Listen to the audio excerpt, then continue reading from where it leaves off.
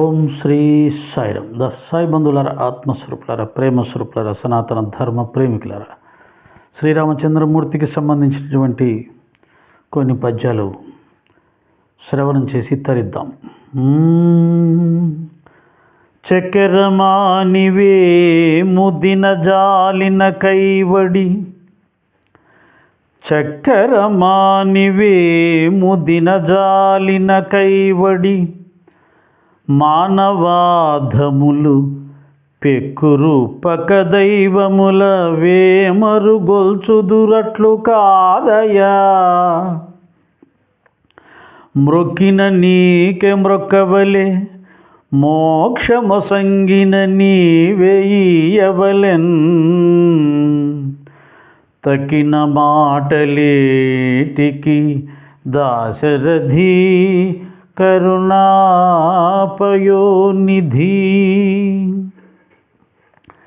చక్కెర మానివేసి వేపాకు తిన్నట్టుగా మానవులలో అధములైనటువంటి వారు చాలామంది పక్క దైవాలను వేరే దైవాలను కొలుస్తూ ఉంటారయ్యా. అలా కాదు, మొక్కితే నీకే మొక్కాలి, మోక్షం ఇస్తే నువ్వే ఇవ్వాలి. మిగతా మాటలన్నీ ఎందుకు అంటున్నాడు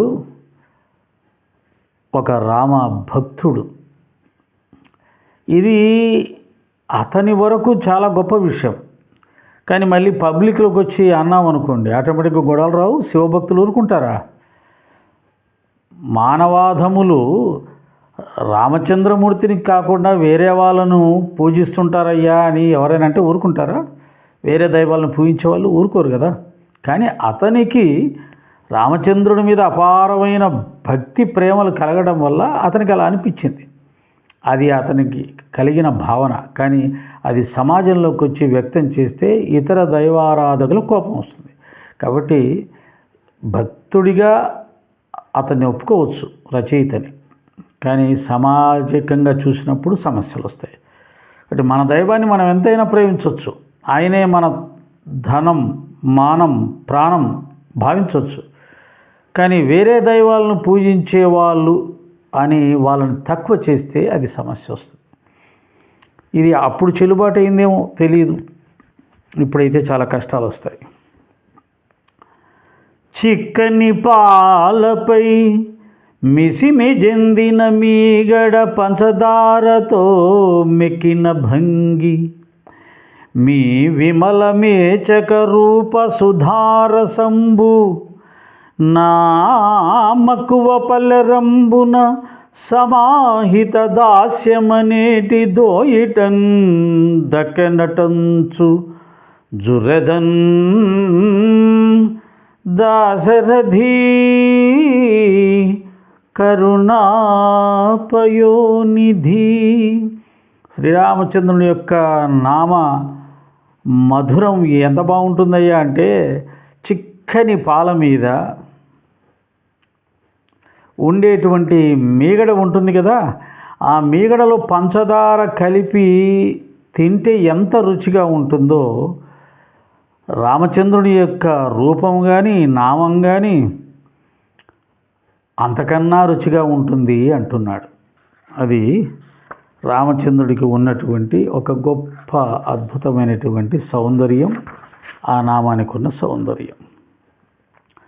జుర్రెదమీ కథామృతము, జుర్రెదమీ పదకంజతోయమున్, జుర్రెద రామనామమున బొబ్బిలుచున్న సుధారసంబు, నే జుర్రెద జుర్రు జుర్రుగా రుచుల్గను వారి పదంబు గూర్ప, వేతరులతోడి పొత్తిడక దాశరథి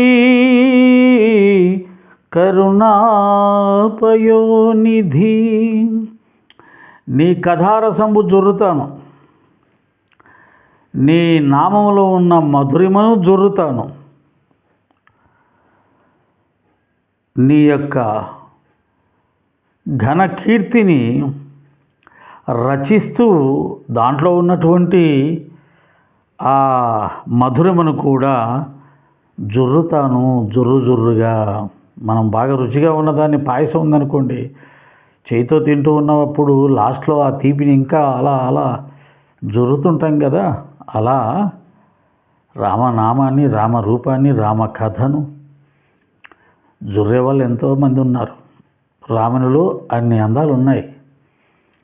ఆ అందాలని అందంగా చెబితే చాలదా? అందరూ రాముడికి దాసులు కారా? కొట్లాడాలా? జై శ్రీరామ్. ఓం సాయిరామ్.